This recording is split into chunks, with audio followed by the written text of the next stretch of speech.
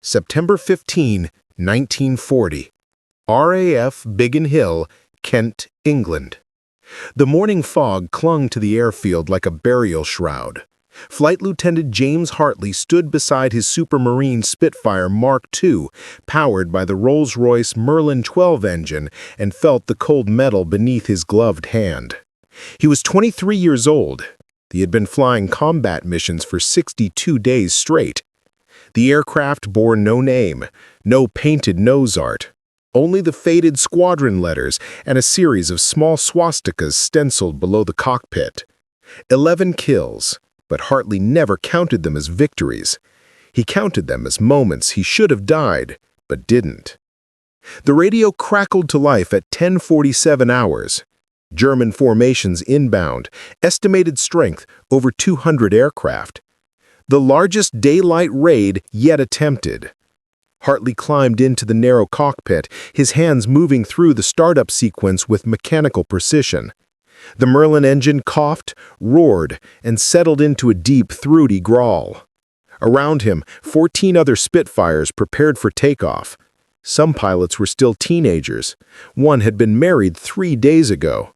Another had lost his brother over Dunkirk. They lifted off at 11:03 hours, climbing hard into the autumn sky. At 18,000 feet, Hartley saw them. A vast armada of Heinkel He 111 bombers escorted by dozens of Messerschmitt Bf 109E fighters. The 109s were lethal machines, powered by Daimler-Benz DB601 engines that gave them superior speed at altitude. Hartley had studied every intelligence report. He knew the 109's weaknesses and its terrifying strengths. In a dive, it was faster. In a turn, the Spitfire held the edge. But today, the Germans had numbers. The first pass was chaos. Hartley rolled, inverted, and pulled through, cannon fire stitching the sky around him. Tracer rounds left glowing trails like deadly fireworks. He got tone on a 109, squeezed the trigger, and watched his 8 Browning machine guns tear into the German fighter's wing root. Black smoke poured out. The 109 spiraled downward, the pilot still inside. Hartley didn't watch it fall. He was already turning hard left, blood draining from his head, vision narrowing to a tunnel. That's when he saw the other one. A lone Bf 109 with unusual markings. Black crosses, yellow nose, but something else. Red lightning bolts painted along the fuselage. Hartley had never seen that before. The 109 pilot seemed to be waiting for him, flying level, almost casual. It felt wrong, like a trap or a challenge. Hartley pushed the throttle forward and dove. The 109 responded instantly, matching every maneuver with unnatural precision. They circled each other at 400 miles per hour, 2 machines locked in a spiral of death. The German pilot was better than anyone Hartley had ever faced. Every time Hartley thought he had position, the 109 would snap into a turn that should have been impossible. The engine screamed, the airframe shuddered, and still the German stayed with him. For 3 minutes, they fought alone above the English Channel, separated from the main battle. Hartley's ammunition counter dropped steadily. He fired in short bursts, trying to conserve rounds. A few strikes landed on the 109's tail, but nothing critical. Then the German did something Hartley couldn't explain. The 109 pulled vertical, rolled inverted at the top of the climb, and hung there for 2 full seconds, engine roaring as if suspended by invisible wires. In that frozen moment, Hartley saw the pilot's face through the canopy glass. Young, maybe younger than him, and smiling. The 109 dropped like a stone, leveled out at wave-top height, and vanished into a cloud bank.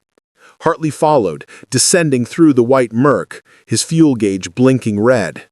When he broke through at 500 feet, the sea stretched empty in every direction. The 109 was gone. Impossible. There was nowhere to go, no time to escape. It was as if the aircraft had simply dissolved into the air. Hartley's radio crackled. Recall order. Return to base. He turned north, hands trembling on the control stick, mind replaying those 2 seconds. The inverted hang, the smile, the red lightning bolts. Back at Biggin Hill, he filed his combat report but left out the strange markings. Intelligence officers wouldn't believe him. Hell, he wasn't sure he believed it himself. That night, in the officers' mess, a pilot from another squadron pulled Hartley aside. His face was pale, hands shaking as he held a mug of tea. He said he'd seen it too. A 109 with red lightning bolts. It had shot down 2 hurricanes over Dover, maneuvering in ways that defied physics. When the pilot tried to engage, his guns jammed, all 8 of them, simultaneously. He'd limped home, watching the 109 circle him once before flying away. Hartley asked for the squadron number, the time, the exact location. The pilot gave them. But here's what made Hartley's blood turn cold. According to operations records, no German aircraft were reported in that sector at that time. No radar contact, no visual confirmation from ground observers.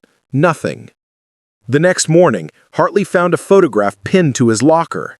Black and white, grainy. It showed a Bf 109 with red lightning bolts on the fuselage, parked on an airfield somewhere in France. Scrawled on the back in pencil were 4 words that made his hands shake. He's waiting for you. September 17th, 1940. RAF Biggin Hill, Kent, England. Hartley didn't sleep. For 48 hours he stared at the photograph, trying to understand. Intelligence officers dismissed the red lightning bolts as personal insignia, but that didn't explain the impossible maneuvers, it didn't explain the jammed guns, and it didn't explain who left the photograph in his locker. On the morning of September 17th, heavy clouds grounded most aircraft. Hartley volunteered for a solo weather reconnaissance patrol. He told his commanding officer he wanted to check visibility over the channel. That was a lie. He wanted to find the 109 with red lightning bolts. He wanted answers. He took off at 06:15 hours, climbing through dense cloud until he broke in the clear sky at 12,000 feet. He flew south, crossing into French airspace, knowing it was against orders. But something deeper than duty pulled him forward, an obsession. At 06:47 hours, he spotted it. The Bf 109 with red lightning bolts, flying parallel to him, close enough that Hartley could see the pilot raise one gloved hand in acknowledgement. They flew together for 5 minutes, 2 enemies suspended in empty sky. Then the 109 pilot pointed downward. Hartley followed him through the clouds. They broke through at 3,000 feet over unfamiliar coastline. Below lay the ruins of a crashed Wellington bomber, still smoldering. The 109 descended and landed on a grass field beside the wreckage. Hartley made a decision that would haunt him forever. He followed. The German pilot was young, maybe 20, with pale blonde hair and winter ice eyes. He wore a standard Luftwaffe flight suit, but his insignia was different. A winged death's head. He spoke in perfect English. "Flight Lieutenant Hartley, you should have died 3 times in our engagement, but you didn't. Do you know why?" Hartley's hand moved to his revolver. "Who are you?" "What matters is what we both know. These aircraft, they're not just machines anymore. We've pushed them so hard that they've started to remember. Your Spitfire knows every turn, every dive, every victory. They've chosen us for something." The German walked to the Wellington wreckage and pulled out a logbook, burned at the edges but readable. The entries were dated from 1917, World War I, dogfights over the Western Front. The final entry was November 10th, 1918, 1 day before the armistice. This aircraft was built using metal salvaged from a crashed Camel. The aluminum remembers, the steel remembers. We're not fighting a new war. We're finishing an old one, and it will never end. Hartley looked at the logbook, then at his Spitfire, then at the 109. He understood. The machines had learned. They carried the memory of every battle, every death, every pilot who'd pushed them beyond physics. The German pilot climbed back into his 109 and disappeared into the clouds. Hartley stood alone, holding a logbook from a dead war. He climbed back into his Spitfire and flew to Biggin Hill in silence. When he landed, he filed no report. He told no one, because he knew the truth. He would meet the German pilot again. The aircraft would make sure of it. The Battle of Britain continued. Hartley flew 73 more combat missions. He never saw the 109 with red lightning bolts again. But on quiet nights, he swore he could hear a Daimler-Benz engine idling somewhere beyond the horizon. Waiting. Always waiting. The logbook from 1917 was never found among his possessions after the war. But pilots still report strange encounters, aircraft that move in impossible ways, guns that jam without reason, and sometimes, on foggy mornings over the English Channel, observers claim to see two fighters locked in eternal combat, a Spitfire and a Messerschmitt, circling, forever circling. Some duels are never meant to end.